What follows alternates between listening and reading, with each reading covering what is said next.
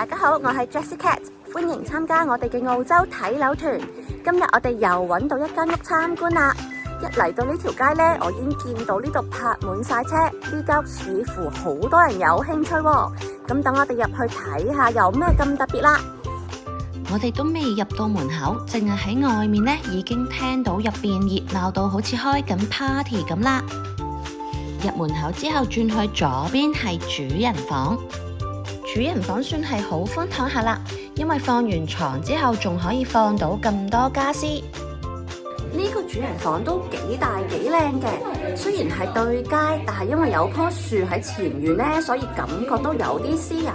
唯一嘅問題呢，就係間房咁大，但係好似得一部分體式冷氣機，咁我就唔係好肯定夏天最熱嘅時候夠唔夠啦。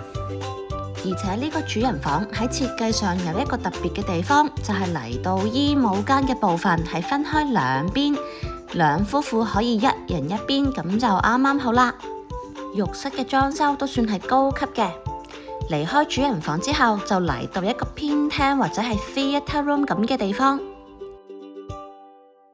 我第一眼係覺得呢個 theatre room 幾靚㗎，但係跟住我就發現一樣奇怪嘅嘢呢，就係佢啲 sofa 唔係正對住個 screen 或者係電視櫃嘅。繼續行落去就嚟到客廳廚房啦。客廳大到 sofa 同埋電視嘅距離直頭係有啲太遠㗎。不過嚟到廚房，我就覺得廚房嘅裝修睇落去，呢間屋嘅屋齡應該係有返咁上下啦。而咁多人企喺客廳呢，都係喺度問緊地產經紀問題嘅。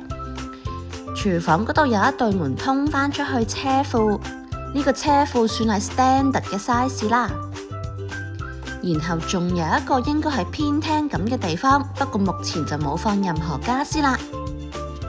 跟住就睇埋其他睡房啦。呢間睡房都唔錯喎，居然仲夠位擺一張凳喺度添。以唔係主人房嘅睡房嚟講呢，呢一間算係好大好光猛，我係幾中意呢間房嘅。連睡房都咁大，我覺得呢一點係有加分嘅。再下一間房係洗衣房，然後仲有兩間房呢，就係吉房嚟啦。呢兩間房睇落去比頭先嘅睡房細少少，但係都 OK 啦。而第二個浴室就冇主人房嗰種高級浴缸啦。不過有兩個浴缸嘅屋其實都唔係成日見得到。目前我哋睇咗4間睡房，咁我估計室內應該睇完㗎啦。而家就去戶外睇下啦。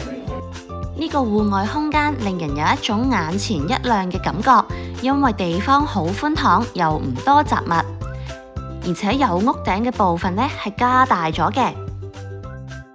呢間屋嘅戶外地方呢，我都覺得係唔錯㗎，因為佢個加登 bed 好大。雖然佢哋而家就清一色種咗雞蛋花啦，但係如果想種其他嘢嘅話呢，其實都可以種到好多嘅。唯一有個問題呢，就係佢草皮嘅面積有啲大。如果係咁大塊草皮嘅話呢，其實就一定要買個剪草機剪啦。不過呢個花園叫做有得坐低又有得種嘢，其實都唔錯啦。呢間屋4房2廁2車位，地面積係5760尺。呢間屋係自由出價嘅，無論係招紙定係網頁上面咧都冇寫底價。睇完之後咧，我覺得呢間屋其實都係唔錯㗎。佢嘅面積好實用啦，裝修亦都唔係最低級嗰種嚟嘅。咁屋亦都唔係細，我估計咧最後85萬至到90萬咧係一定要㗎啦。資料上寫住室內面積2000尺，但係我感覺好似大過2000尺咁。咁雖然呢間屋整體嚟講係唔錯嘅，但我仍然係唔知點解咧會多人到咁樣嘅，入邊簡直好似開緊 party 咁。可能就係因為佢寫自由出價，所以好多人咧想嚟搏下會唔會以一個平啲嘅價錢買到屋啦。